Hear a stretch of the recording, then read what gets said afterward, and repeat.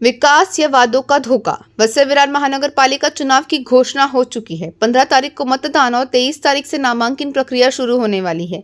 ऐसे में पूरे क्षेत्र में आचार संहिता लागू है। इसी आचार संहिता के दौरान आज शिवसेना का पदाधिकारी मार्गदर्शन 16 वसई विरार में आयोजित किया गया, जिस पर अब बड़े सवाल खड़े हो रहे हैं।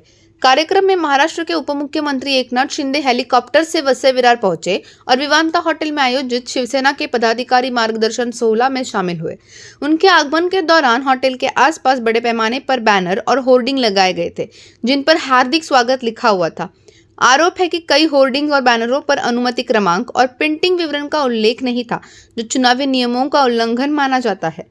पदाधिकारी मार्गदर्शन 16 के मन से सीधे चुनावी संदेश दिए गए। एकनाथ शिंदे ने अपने भाषण में कहा कि इस बार का वसई विरार महानगर पालिका में महायुति का ही झंडा फहराया जाएगा और उन्होंने यहां का महापौर शिवसेना का ही होने का दावा किया है। इसी दौरान उन्होंने बहुजन विकास आघाड़ी पर भी अपना निशाना साधा, जिससे कार्यक्रम का स्वरूप राजनीतिक प्रचार जैसा दिखाई दिया। इतना ही नहीं, चुनावी माहौल के बीच मंच से लाडली बहन योजना का भी उल्लेख किया गया और इसे परमानेंट योजना बताया गया।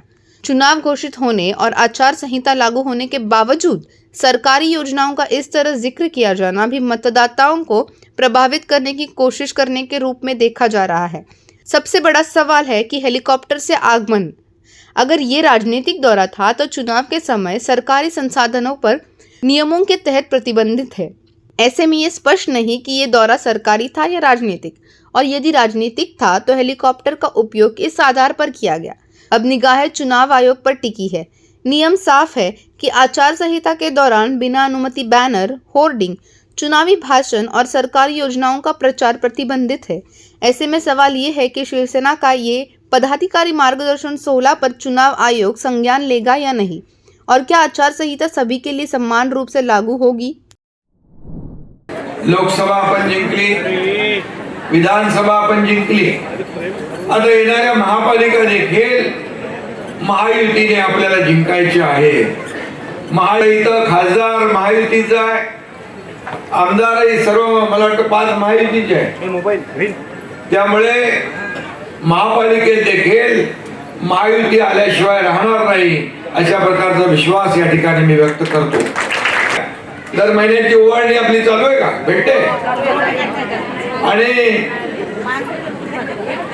ही परमनंट आहे। मुख्यमंत्री माझी लाडकी बहीण योजना, लेक लाडकी लखपती योजना, आणि म्हणून कोणी माहिकाला आला तरी लाडकी बहीण योजना कधी बंद होणार नाही। आणि आता इथे काय काय काय लोक येतात, भव्य मव्य काय सगळे एकत्र येतात।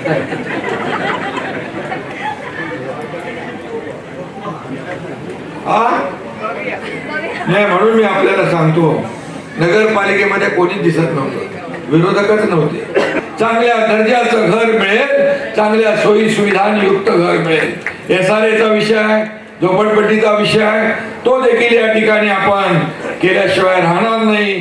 कारण नगर विकास विभाग पण तुमच्या एकनाथ शिंदेकडे आहे, गृहनिर्माण विकास विभाग पण तुमच्याकडे आहे, एसआरए म्हाडा पण तुमच्याकडे आहे, आणि त्यामुळे मुंबईच्या धर्तीवर ओसी देण्याचा निर्णय झालेला आहे।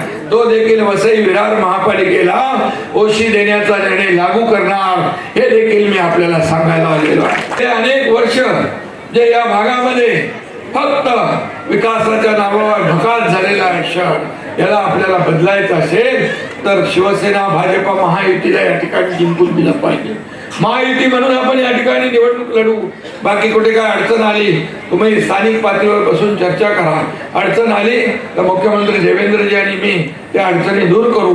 परंतु या ठिकाणी आपल्याला विकास पाहिजे तर लोकसभेमध्ये आपण जिंकलो, विधानसभेमध्ये लँडस्लाइड मॅन्डेट तुम्ही मिळवून दिलं, आता महापालिकांमध्ये देखील एकाच विचाराचं सरकार आलं। सुविधा, तुम्हाला चांगले रस्ते पाहिजे ना, ठाण्यासारखे काँक्रीटचे, मीरा भाईंदर सारखे चांगले रस्ते पाहिजे, पिण्याचं पाणी तर दिले MMRDA माध्यमातून आपण पिण्याचं पाणी दिलेलं आहे, दिवाबत्ती, इलाका किसका भी हो धमाका हम ही करेंगे, अशा प्रकारचा आपल्याला सांगतो।